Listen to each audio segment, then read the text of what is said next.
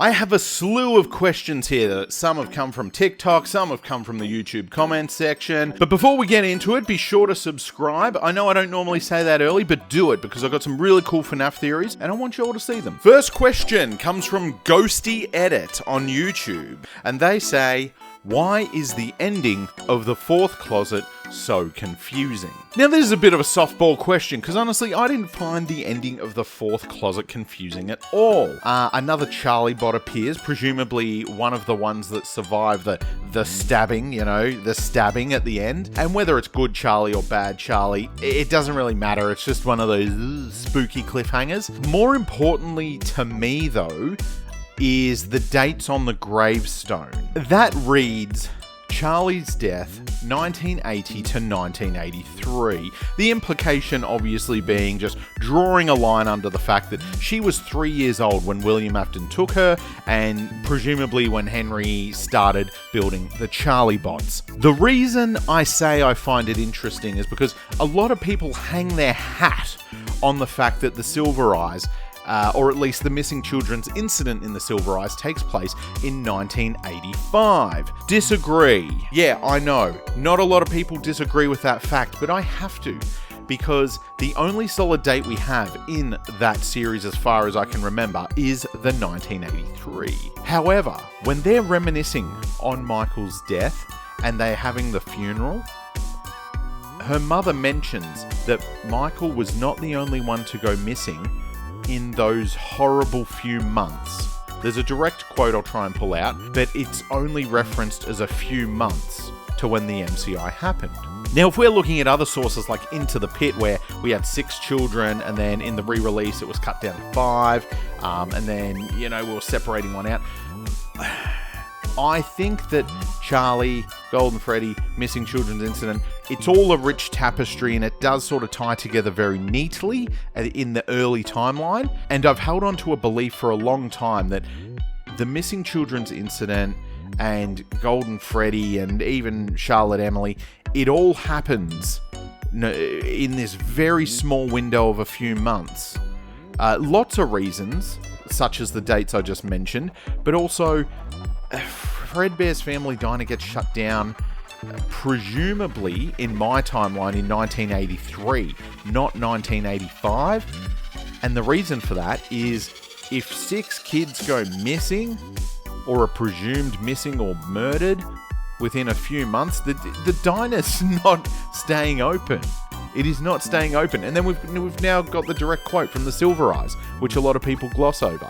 It was a horrendous few months, or not the only boy to go missing in a few months, something like that. To me, 1983 is far more important than a lot of people tend to realise, and I think it's not until 1985 that the FNaF 2 location starts up. Next question, also from a YouTube subscriber, LindsayO'Day3022, says, why did William get in the suit even though he knows that it would spring lock? Now this question, there's a lot of context around it that is missing, but I'm presuming this is referring to Follow Me minigame. First thing I'll say is Follow Me I put very early in the timeline, like super duper early, maybe even one of the earliest things we actually see in the game universe. Follow Me, in my opinion, is the breaking down of the FNaF 2 location animatronic. So I put Follow Me at around 1985. In my timeline, William has committed the Missing Children's Incident, he's committed Golden Freddy, he's committed Charlotte. However, he hasn't yielded the results of what he wants. He hasn't fully been able to recreate the life that he was after. So it's still the early phases. We're not talking security breach knowledge here, is what I'm trying to get around to. And so circling back around, why would he get into the suit? Well, that's because as we see in the FNaF movie, as we've seen in the book iterations, William has a control over these children when he's in the suit. When the ghosts, if you want to call them ghosts, have realized who William is and what he is doing, that is when he panics and he goes into the suit and he gets spring locked. There's no real reason why the spring locks go off in the game, but you could put that down to the indie developer making the game. You know, details missing. In the Silver Eyes, it's Charlie that pulls the lever. Is that sort of a motif? Is that context for one of the children doing it? Maybe. There's not enough information to say why the spring locks go off, but there is enough of a reason to say why William got in the suit. I think that's pretty obvious. Our next subscriber, Breadtopia, says, why is it 5 nights even though there are 7? I don't know, man. He just does what he wants. Like, he called it 5 Nights at Freddy's. When he made the original game, he probably just had, or was planning on it to be 5 nights, and then he made bonus levels just to go along with it, and Night 6 and Night 7 worked. But it's well documented. He didn't have a plan. He didn't know what he was doing. It was just his last-ditch effort at a game. So why is it called 5 Nights when there's 7? Because the game wasn't planned out, and they were bonus nights. That's all I got for you. But if you want something a bit deeper, obviously a working week would be 5 days typically with a weekend. So, 5 nights works as a working week. Okay, now we're getting into some good juice. YouTube subscriber Mr. Micah Man. Who is Gregory? Is he CC but reincarnated or something?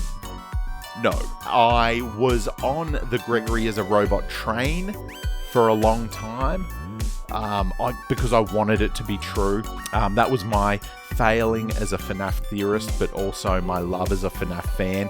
I wanted Gregory to be a rebuilt CC. I thought it would be really cool. I think we have cooler explanations now with Security Breach and Ruin and Glitch Trap and yada yada yada, the Mimic primarily. But Gregory, since the release of the book GGY, I think we can put pen to paper now and say that Gregory is a normal little boy, unless he also has family members that are linked to the old world of FNaF. But as far as we know, he's a normal little boy, excellent with computers. He is a whiz. He is then under the control of William Afton, and refers to himself as GGY in the Pizzaplex. He does a whole heap of stuff. He basically kicks off the entire Security Breach arc, and presumably rebuilding Burn Trap or with Vanessa, if you want to go down that route. Speculation that Vanessa is very jealous of him because he calls himself the wizard's favourite apprentice, and she doesn't like that. So look, there's enough evidence to say no, Gregory is not a robot, and not enough for. So he is not CC. However, the parallels are interesting. Did Burn Trap, William Afton, whatever you want to call him, choose Gregory because of his likeness to his own son? Just something to think about. I realised I had a light up there that I can turn on. Let me know if this lighting is better and I'll do it for next time. Or is this lighting better? This lighting? It's very white. Or this lighting. This lighting looks a bit dull. For the rest of the video, this is the lighting that you're going to see. Now, I recently created a theory about Golden Freddy, saying that I think Golden Freddy Cassidy is the first victim of William Afton. I feel it happens in 1983 before any of the other MCI, Charlie, anything happens. I think there's a lot to it. I'm now thinking that maybe Cassidy was actually drowned in blood due to being spring locked, given some of the Halloween updates, Dreadbear stuff we've seen. There's a lot to it. So if you haven't seen that video, it's up in the eye. Go watch it. However, one commenter said, the only loophole that strikes me is that Fall Fest is presumably in fall and the MCI is in summer. So it doesn't make sense that Fall Fest, MCI, then the Bite of 83 would happen out of season order. Fix that tidbit and I'd love to hear more. This was by Haley813. Now, I've read that off the cuff, and I'll be honest, I don't have an answer off the top of my head for the seasons, and it's not something I considered. Thank you for pointing it out, Haley. Did you notice my flannel? It's very reminiscent of Henry Emily. That's not why I got it, but it is why I wore it for this video. If you have any question you would like answered about Five Nights at Freddy's, please let me know down below. I am no oracle. I am no expert by any stretch of the imagination. However, you and I are learning together. So if you ask me a question, I do investigate it, we learn together, and I get to make awesome videos like these for you guys. Subscribe if you're not subscribed, leave me a question down below, and I will see you in the next one.